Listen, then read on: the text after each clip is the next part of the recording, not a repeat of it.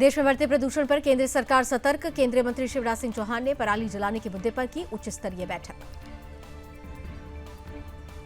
शिवराज सिंह चौहान बोले, हम प्रदूषण के मुद्दे पर गंभीर हैं। इसी के चलते एक अहम बैठक हुई थी जिसमें प्रदूषण रोकने के लिए चर्चा की गई। बैठक में शामिल होने के बाद बोले दिल्ली के पर्यावरण मंत्री गोपाल राय, दिल्ली के साथ साथ एनसीआर में आने वाली सभी सरकारों को उठाने होंगे जरूरी कदम।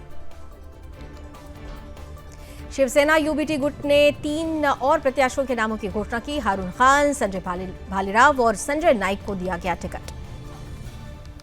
दिल्ली दौरे पर आए हरियाणा के सीएम नायब सिंह सैनी, प्रधानमंत्री मोदी से की मुलाकात।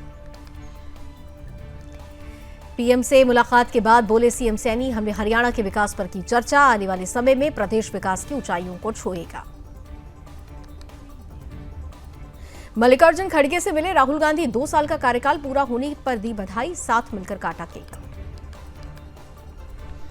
सपा सांसद डिंपल यादव ने बीजेपी पर साधा निशाना, कहा ये लोग केवल बातें करते हैं, काम नहीं करते। लोगों की मांग है जातिगत जनगणना, लेकिन ये नहीं सुनते। झारखंड में कांग्रेस उम्मीदवार इरफान अंसारी के बयान पर भड़के शिवराज सिंह चौहान, बोले सीता सोरेन के लिए अमर्यादित भाषा का इस्तेमाल करना गलत। हेमंत सोरेन में जरा भी शर्म तो इरफान को मंत्रिमंडल से निकाल फेंके। महाराष्ट्र चुनाव के लिए कांग्रेस की दूसरी लिस्ट जारी, 23 उम्मीदवारों के नाम की घोषणा।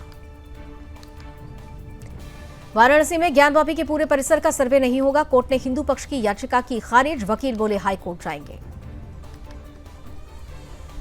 पूर्व सांसद डॉक्टर रविंद्र कुमार राय बने झारखंड बीजेपी के कार्यकारी अध्यक्ष। जेपी नड्डा ने तत्काल प्रभाव से लागू की नियुक्ति। गोवा के सीएम प्रमोद सावंत ने जनता दरबार लगाकर सुनी जन समस्याएं, अधिकारियों को दिए समस्या निस्तारण के निर्देश। बीजेपी नेता तरुण चुग ने कांग्रेसी गठबंधन पर बोला हमला, बताया भानुमति का कुनबा। बोले महाराष्ट्र में भ्रष्टाचारियों, परिवारवादियों ने मिलकर झूठ पर गठबंधन किया है। श्रीनगर के शेर कश्मीर स्टेडियम पहुंचे उपराज्यपाल मनोज सिन्हा, रणजी ट्रॉफी के पहले सत्र का किया उद्घाटन। दिवाली और छठ से पहले रेलवे स्टेशन पर लगी यात्रियों की भीड़, लोगों को घर जाने के लिए नहीं मिल पा रही टिकट। तमिलनाडु में कई दिनों से लगातार बारिश होने की वजह से हुआ जलभराव, सेल्लूर और उसके नजदीक इलाकों में लोगों का जीना हुआ मुश्किल। कर्नाटक के सीएम सिद्धारमैया बोले, मैंने डीसी को दिए हैं निर्देश, जहां भी बाढ़ से मौत हुई है वहां तुरंत दे मुआवजा, सर्वेक्षण पूरा कर 1 सप्ताह में भेजे रिपोर्ट। चक्रवात दाना का दिखा असर, ओडिशा और पश्चिम बंगाल में कई इलाकों में तेज आंधी। चक्रवात दाना के चलते ओडिशा के कुछ हिस्सों में उखड़े पेड़, तेज आंधी भी चली। केंद्रीय मंत्री मनोहर लाल खट्टर से मिले तमिलनाडु के CM M Stalin, Nandanam metro rail मुख्यालय में बैठक कर मेट्रो परियोजनाओं पर की चर्चा। बीजेपी ने महाराष्ट्र चुनाव के लिए स्टार प्रचारकों की सूची जारी की। पीएम मोदी, जेपी नड्डा और अमित शाह समेत योगी आदित्यनाथ का नाम शामिल।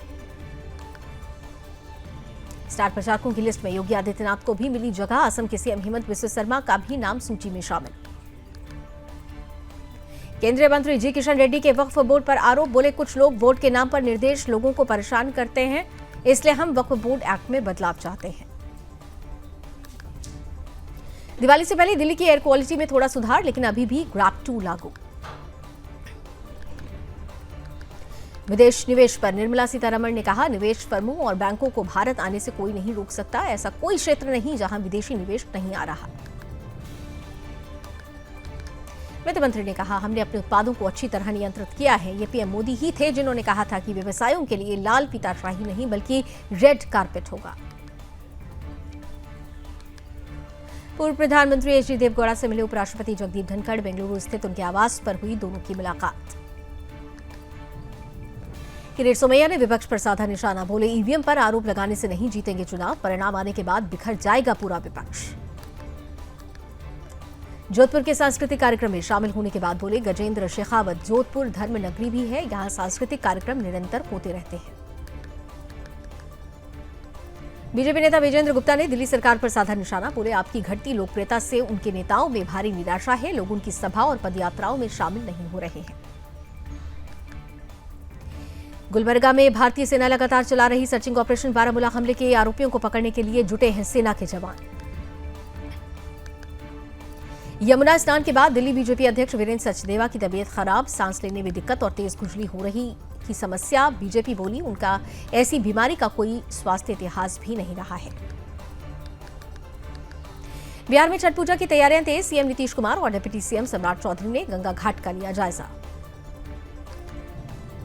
गोरखपुर में योगी आदित्यनाथ बोले पिछले 10 सालों में खेल गतिविधियों में आया है बड़ा बदलाव, पीएम मोदी के फिट इंडिया विजन से सभी को जोड़ने की कोशिश।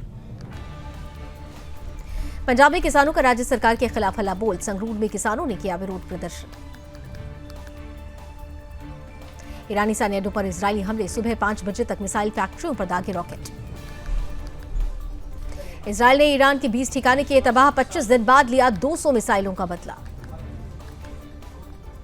इजरायल ने ईरान पर 100 फाइटर जेट्स से किया था हमला, इनमें F-35 फाइटर जेट्स का हुआ इस्तेमाल।